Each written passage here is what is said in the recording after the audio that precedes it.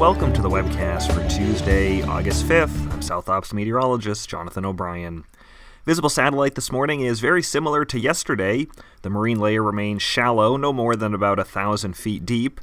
There are again some high clouds drifting through off the Pacific, as well as areas of smoke from what are now multiple large fires active across Southern California, though the Gifford fire remains by far the largest. We did see some better RH recoveries last night. Here's a look at the maximum values since midnight.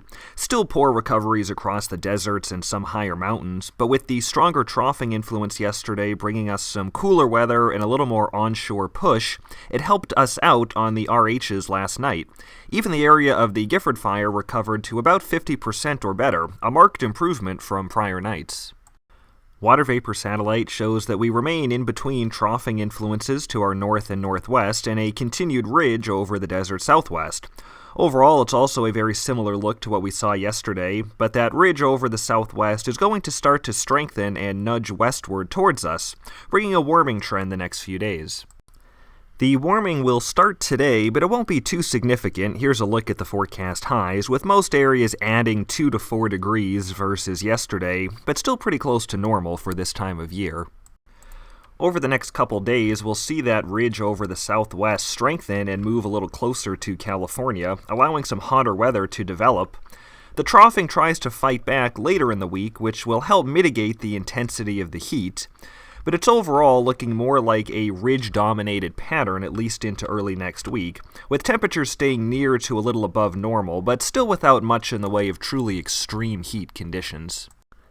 As the ridge peaks in strength, the heat looks to peak on Thursday, at least in Southern California. Valley highs will reach the upper 90s to around 105, with 100 to 110 in the high desert, 110 to 120 in the low desert, and upper 70s and 80s in the mountains. This is several degrees above normal, and in some cases the hottest we've seen so far this summer, though it's not particularly unusual for August. Temperatures will remain a little above normal into early next week. There will generally be a few degrees of cooling over most of Southern California and the deserts, but some slight additional warming this weekend and early next week over interior Central California. So again, there's not much in the way of extreme heat, but it's definitely a much more sustained, warmer pattern than we've been seeing this summer. And probably the biggest weather story right now does remain the dryness. The monsoon belongs on the side of a milk carton right now, as there is simply no indication of monsoon moisture making it into the region anytime soon. That continues to prevent any concerns for lightning, but is also causing our fuels to take a big-time beating from the very warm and dry conditions. Minimum humidity will be mainly between 10 and 20% above and inland from a continued shallow marine influence the next few days, with single digits across the deserts and higher mountains of Southern California. And while we saw some better recoveries last night, more widespread areas of fair to poor recoveries are likely in many foothill and mountain areas over the next few nights. Local and diurnal wind patterns will remain dominant with little daily change. Expect typical breeziness in the afternoons and evenings as a westerly general flow pattern continues. While winds will be far below any critical levels, even just a modest wind in alignment with terrain in these conditions can significantly augment fire behavior. Take a look at the 100-hour dead fuel moistures for our southern mountains PSA, around where the Rosa fire is burning.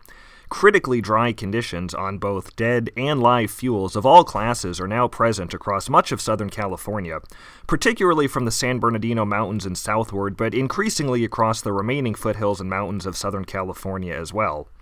Coastal areas, as well as higher terrain areas, especially across the Sierra, continue to retain higher live fuel moisture values, which is helping to mitigate fire potential.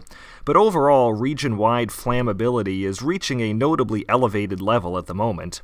The warmer pattern across Central California this weekend into early next week may even cause the Sierra region to start waking up a little more than it has. So while no critical fire weather is expected, the dry fuels combined with the very warm and dry weather will bring an elevated risk for new large fires through at least early next week. Moderate initial attack is likely even in the absence of lightning, as dry, fine fuels create very high probabilities of ignition. Terrain-aligned fires will tend to burn very aggressively during the afternoon burn window, as we've been seeing. And low humidities with fair to poor recoveries will bring potential for fires to extend across burn periods, which we've also seen on recent fire activity. That's it for today's webcast. Thanks for joining us. The next one will be on Wednesday, August 6th.